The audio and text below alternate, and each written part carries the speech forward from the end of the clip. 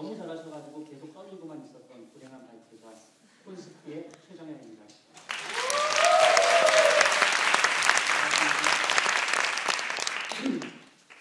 좀 쉬었습니다. 버려라, 버려라, 버려라. 저는 오늘 여러분에게 버린다는 것에 대해서 간단하게 한 가지 이야기를 들려드리려고 합니다. 다들 이런 환경에서 살고 싶으시죠? 저도 그래요. 네. 이렇게 살려고 노력을 하고 있습니다. 그런데 실제로 이 현실, 이 대학교 앞에서 기숙생활, 하숙생활 해보니 대한민국 남학생으로서 말씀드리는 건데 현실은 참 쉽지 않죠. 물론 제가 이렇게 생각하는 건 아니에요. 정리 정도는 둘째치고 이게 다 이게 버릴 것 제때 안 버려가지고 생기는 현상입니다. 우리가 이게 버릴 것을 제대로 버리지 못하는 것, 이게 망설임이죠. 망설이기 때문에 못 버리는 겁니다. 그럼 그 망설임은 어디에서 나올까요? 망설인다는 것은 대부분 이거예요. 예, 망설이게 되죠. 망설인다는 것은 어디에서 나오느냐? 바로 욕심에서 나오게 됩니다. 욕심이 아주 얼굴에 타박타박 붙었죠? 네, 욕심. 미래에 아직 다가오지 않은 기회에 대한 욕심, 그다음 과거의 어떤 추억, 놓을 수 없는 추억에 대한 집착, 이런 것들 때문에 우리는 욕심을 가지고 뭔가를 버리지 못하게 되는 거죠. 제 개인 얘기 하나 들려드리겠습니다. 이게 제가 지금 아직도 가지고 있는 지퍼라이터인데요. 16년 전에 제 첫사랑한테서 선물 받은 겁니다. 사실 뭐 이게 금방 헤어졌었기 때문에 이걸 빨리 버렸어야 되는데 못 버렸죠. 결혼하고도 5년 동안 가지고 있었습니다. 그러다가 운명의 그날이 왔어요. 걸렸어요. 암담했습니다. 사실 여러분 지금 웃으시지만 상황은 이거보다 더 심각했어요. 가정의 평화를 지키기 위해서 부득이한 선택을 할 수밖에 없었습니다. 조공은 마친 거죠.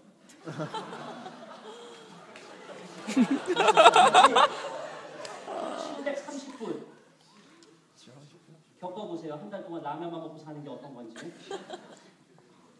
이게 바로 버릴 것을 제때 버리지 못해서 발생한 기분입니다. 뼈아픈 실패자인데. 그런데 말이죠. 세상에는 버릴 것 제때 버림으로써 구원의 길을 가게 된 사람들도 많이 있습니다. 지금부터 간단한 이야기를 하나 들려드릴게요. 1940년 5월 히틀러의 나치 독일이 프랑스를 침공합니다. 당시 독일의 전투력은 세계 최강 레벨이죠. 아무도 당할 수가 없습니다. 프랑스 맨날 치즈 먹고 와인 먹는 애들인데 어떻게 당하겠어요? 뭐 한 달 만에 깨졌습니다. 히틀러 선생 하시는 말이 파리 점령이 제일 쉬웠어요. 파문. 네. 안타까운 일이죠. 당시 프랑스에 영국에서 온 원정군이 20만 명이 있었습니다. 근데 깨졌어요. 그래서 프랑스 패잔병들과 함께 도망가고 또 도망가고 결국 프랑스 북서부의 덩케르크라는 도시까지 항구 도시죠. 몰리게 됩니다. 이 덩케르크로 도망간 이유가 뭘까요? 간단합니다.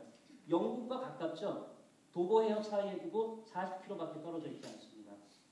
영국 본토에서 보급을 받아서 계속 싸워볼 생각이었던 거예요. 하지만 독일군의 포위망이 너무나 빠르게, 그다음에 너무나 강력하게 조여왔던 겁니다. 뭐 별 수 있겠습니까? 영국군 총사령부 후퇴를 결정합니다. 그것이 바로 사상 최대의 철수작전이라고 일컬어지는 오퍼레이션 다이나모 작전이죠. 후세 역사가들에 있어서는 덩케르크의 대철수란 이름으로 더 많이 알려져 있습니다. 일주일 만에 40만 명 가까운 인원을 철수시키는 작전입니다. 쉬울 턱이 없죠? 처음 시작부터 삐걱거리기 시작합니다. 무엇 때문일까요? 엄청난 양의 장비. 네, 40만 명이 쓰던 장비입니다. 이걸 일주일 만에 철수시키는 거 쉽지 않겠죠. 배도 시간도 해부족입니다. 이 소식을 듣게 된 영국 원정군 총사령관 알란 브루크 중장. 제발 좀 다 버려라. 너희 목숨이 제일 비싼 장비다. 이렇게 말합니다. 멋진 분이죠? 이렇게 말하기 쉽지 않은데. 여기 군대 다녀온 분 계시죠? 많이 계시죠? 네. 군대에서 소총 뭐라고 불러요? 소총은 애인이다. 소총은 애인이죠. 그러니까 매일 끼고 다니고 틈날 때마다 닦아주고, 이렇게 보듬어주고, 또 뭐합니까? 가끔가다 탄창도 넣었다 뺐다 하고. 이상한 생각하는 사람 누구예요? 탄창 얘기하고 있어요 지금? 네, 애인까지 집어던지고 군복 한 벌 달랑 걸치고 탈출의 길로 나서게 됩니다.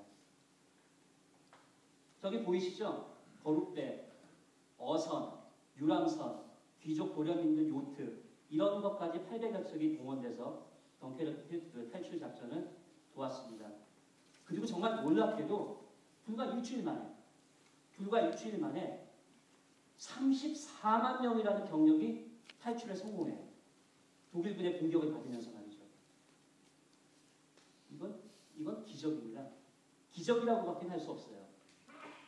하지만 기적의 이면에는 안타까운 현실이 숨어 있었습니다.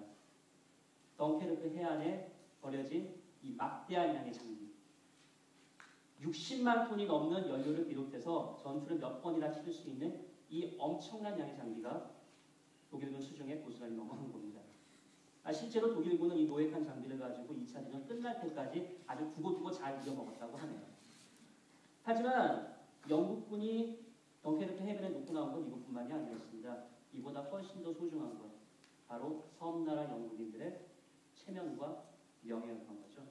어떻게 보면 목숨보다 더 소중한 것들입니다. 이런 것들을 버리고 도망 나온 거예요. 안타깝죠? 영국의 1940년은 이렇게 저물어 갔습니다. 그로부터 4년이 지났네요. 북아프리카 전선에서 미국과 영국의 그 병사들이 독일군 롬멜 장군을 격파하고 간신히 승세를 잡습니다. 그리고 그 여세를 몰아서 드디어 유럽 본토로 진공하는 작전을 시작합니다. 그것이 바로 여러분이 잘 아시는 노르망디 상륙작전. 라이언 일병 구하기 보셨죠? 거기 나오는 작전. 노르망디 상륙작전입니다. 이 작전 성공으로 돌아갔고요. 이때부터 독일군 패망의 길로 접어서게 됩니다. 이날 이 세상에서 가장 긴 하루라고 일컬어지던 노르망디 상륙작전 당일 약 8만여 명의 영국군이 참가하죠. 그중 절반 이상이 덩케르크에서 목숨 건 사람들입니다.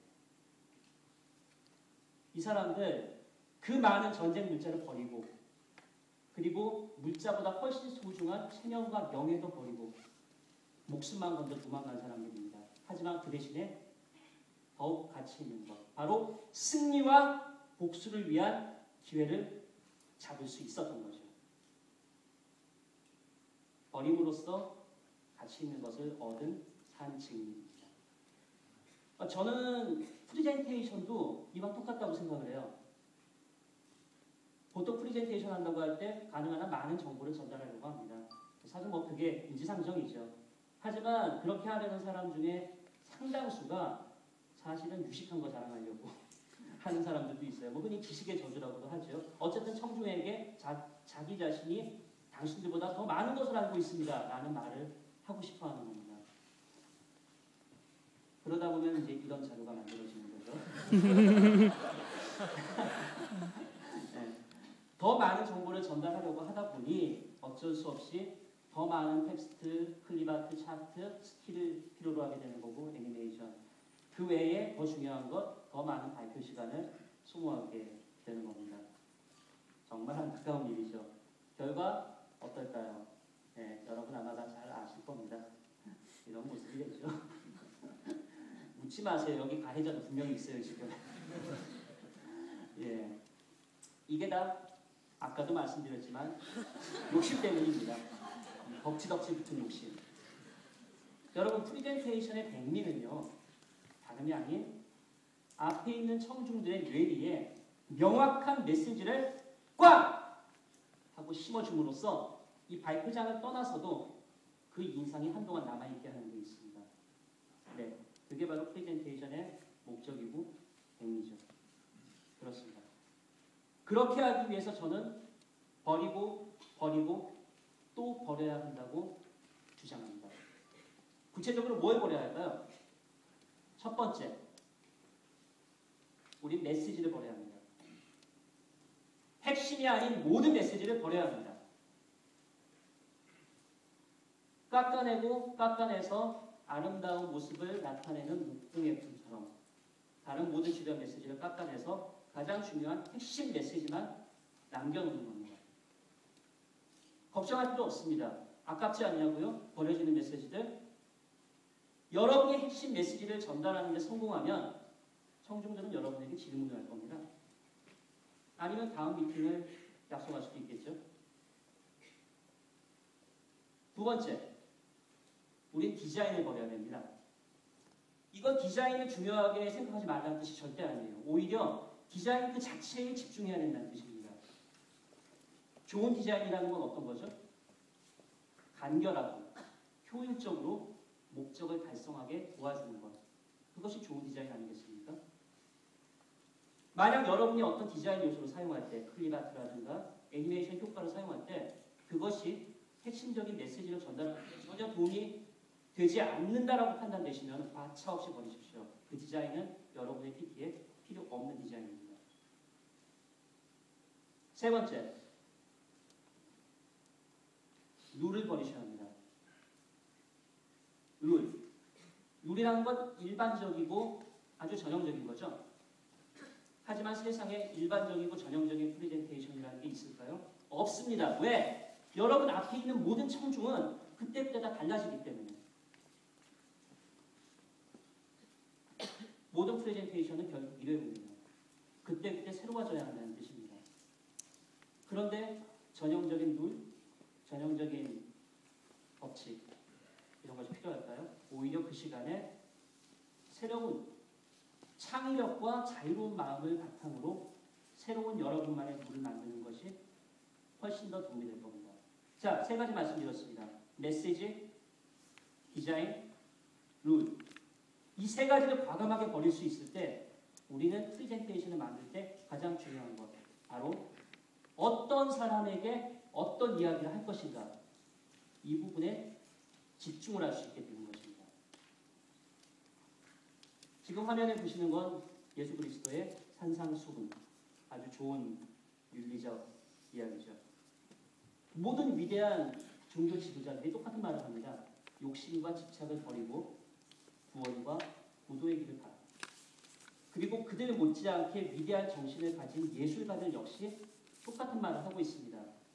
세속적인 성공과 구체적인 기교의 완성에 신경 쓰지 말고 진정으로 청중과 교감할 수 있는 예술을 하라고 합니다. 그러므로 저는 다시 한번 여러분에게 주장합니다. 버리고 또 버림으로써 진정 가치 있는 프레젠테이션을 준비하시라고 말합니다. 왜냐하면 프레젠테이션 역시 아주 훌륭한 예술의 한 분야이기 때문입니다.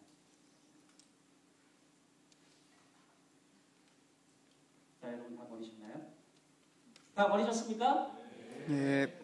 안 버리셔도 할 수 없고. 감사합니다. 콘스프의 최정현이었습니다.